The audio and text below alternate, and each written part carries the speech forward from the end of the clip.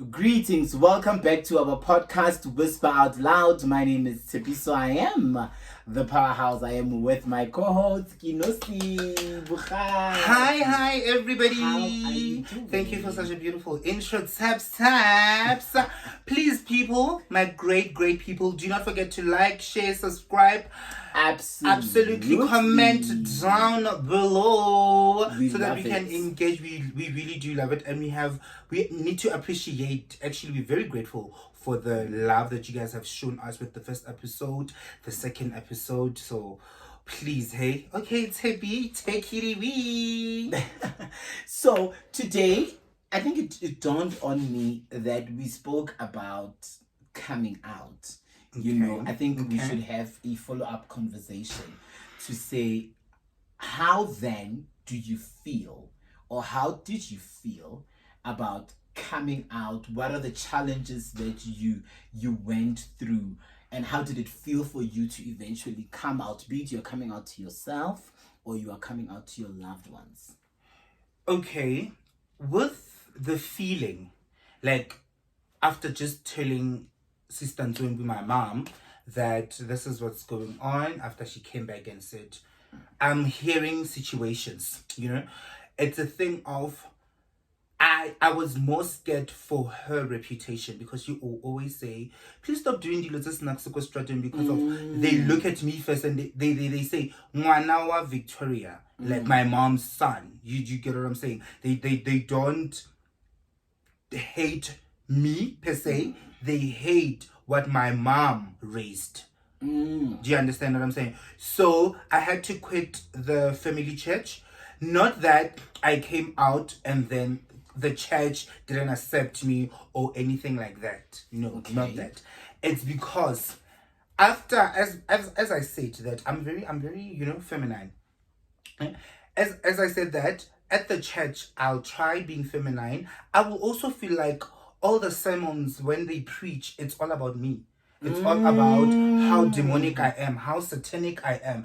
And I'm thinking in the back of my mind that, but how is my mom feeling hearing this? How is my mom? Because my mom was singing in the church choir. How is my mom there? You get? So, and then she will sit, obviously, after church, leave the ladies that she sings with. What's the conversation? Do I need to be prayed on? So I decided, actually, I never liked this church. So for me, I need to cut Minora. I need to give it a cut. So it's time now. You understand? Because obviously, and funny enough, my Sunday school teacher was full on gay. Is it? Literally full on gay.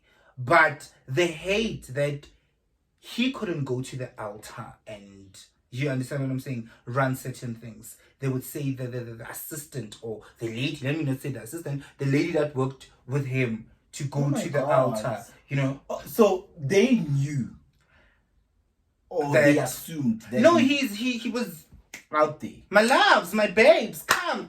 I need all the kids, like he was not, how straight men would be like, guys, like they're very polite, especially these church goers. But then now, it goes back to, people cannot assume that you are gay because of how you project yourself.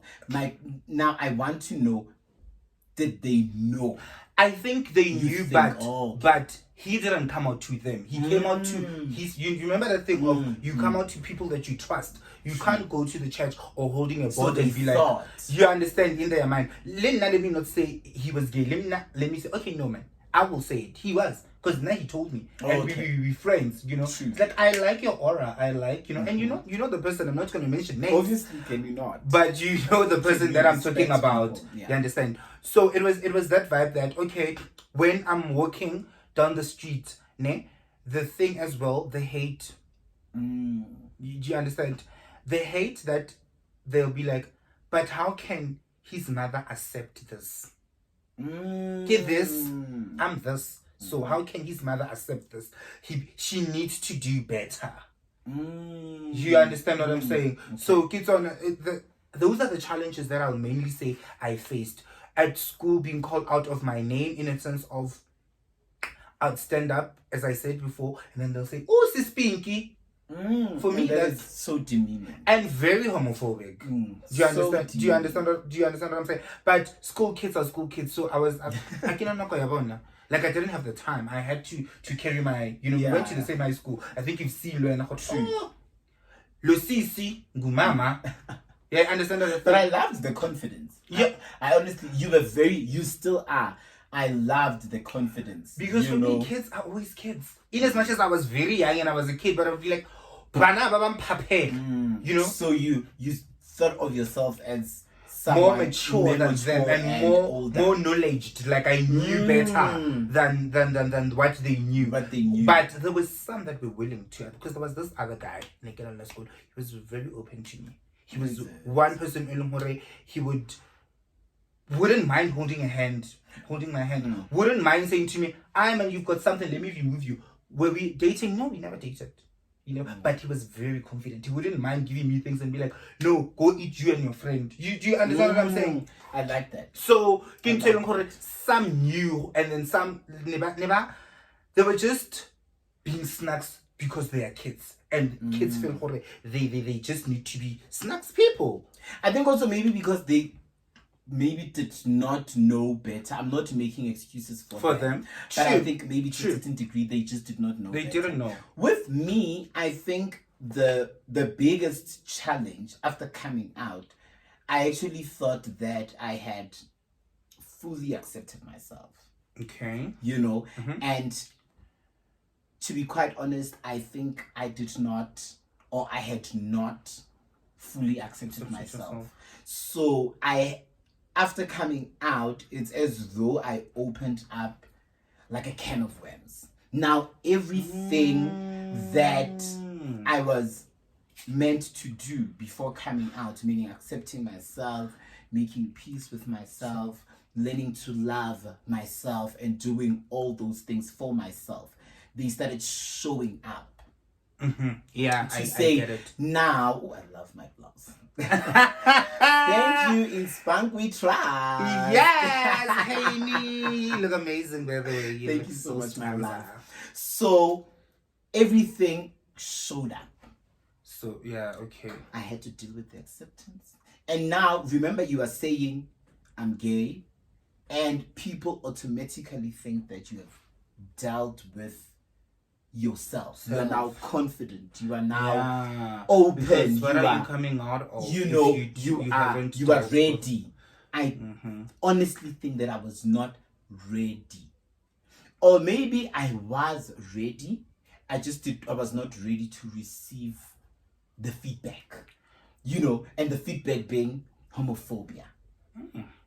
I was not ready to receive that kind of feedback. But are you supposed to be ready to receive hate? No, absolutely.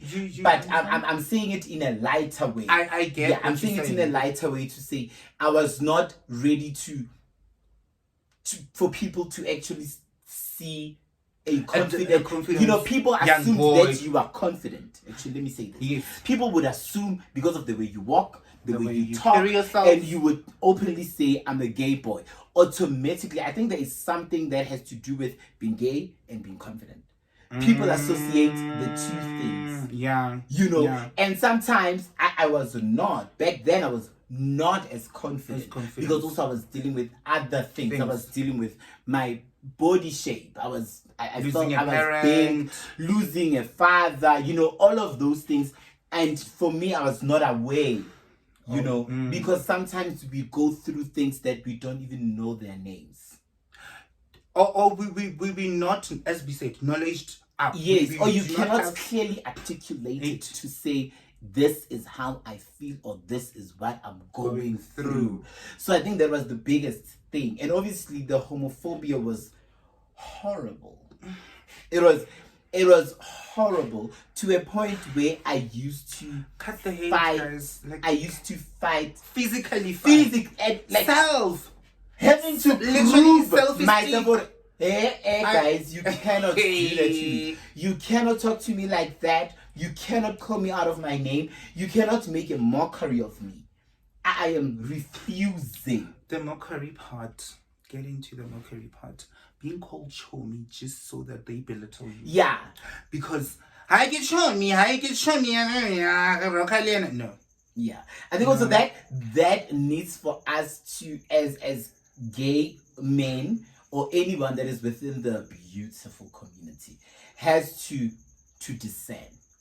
I work with mostly, actually mainly, ladies. And I know that all of our clients, they respect the person that I am. So I know that their chomi is coming from a place of love. You know, not a place of we see you, you are gay, and we are trying to accommodate you. With my point is a thing of you getting to ladies, we both wearing ladies' clothes, ne? We're getting into a ladies section in a department store, and then when you enter and then you ask for a size, and then the who's this? The assistant would literally say, "No, Chomi, if I did last week." Yeah. Why are you calling me Chomi if I'm not your friend? So, like, do you understand? Yeah. Do you understand what I'm saying? And then, obviously, when she's saying it, she's probably saying it to everybody so that they can hear from the other aisle. When you move to the other aisle, it's a guy, and the guy's waiting to see the Chomi. Because the guy heard a male's voice. But sometimes also, again, I'm not...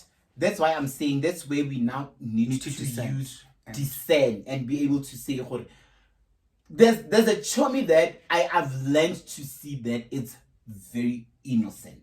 Because I think also to a certain degree, people don't know, or because of maybe our strong persona, they don't know how to relate to us to a certain degree.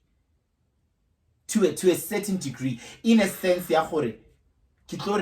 because also we, like the LGBT, we don't even know what other names mean or what other pronouns mean. Sometimes it will be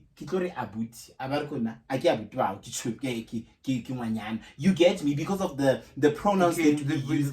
I put them on the fence as well. Yes. With the education and the information that, because there's a chomi that you would maybe find it a bit offensive. I would say, my love, my name is Tipiso. In future, if especially I'm going to be there on a regular basis, so that we don't create a very toxic environment, I would say, I don't appreciate you calling me Shomi. My name is Tipiso. Or call me like you call any other male figure, or rather don't call me at all. You know, I like saying, yeah, I get it. You know, let's not always be ready to defend and I understand where we are coming from. We had in terms of the defense. We literally had to build a wall, guys. You know, I get where we are coming from. We are always in defense mechanism, survival to say, oh my goodness, it's dangerous, I need to survive. But we need to discern. As you said, we're also dealing with things that we also don't know. Absolutely. We don't really know what's going on with us, but I love what you just said, that let's just have the conversation before we start. You know, so I want our ladies as well to be like that. When a man sometimes say, oh, this person is gay, let's not jump to be like, okay, bye, and then we just decide to cut the man and make the man feel. What if the man is willing to open up and be educated about such a beautiful lady with you? Do you see this nose? Do you see this nose? You get? So imagine now they don't understand that, oh, okay. What's you know, with the department store conversation, I wanna add, do you really think so that we are not looked a certain way? Do you think it would be very discriminatory so that they have clothing and sizes that speaks to the LGBTQI, being lesbian, being the queer umbrella, being whatever? But size how? In what sense? It's a lady's blouse. Mara, 32 because of men's size. You are wearing a 32, and then it's a men's thingy, but it's a lady's size. Oh, I get what I'm saying. I think it would be something that is productive. I think it would be a productive idea to eventually get to that. You know, I think it would be productive. Oh, do you think maybe as well, do you think as well it's a thing of people are automatically going to assume you will go to that department? No, not me. like a straight looking top is gay.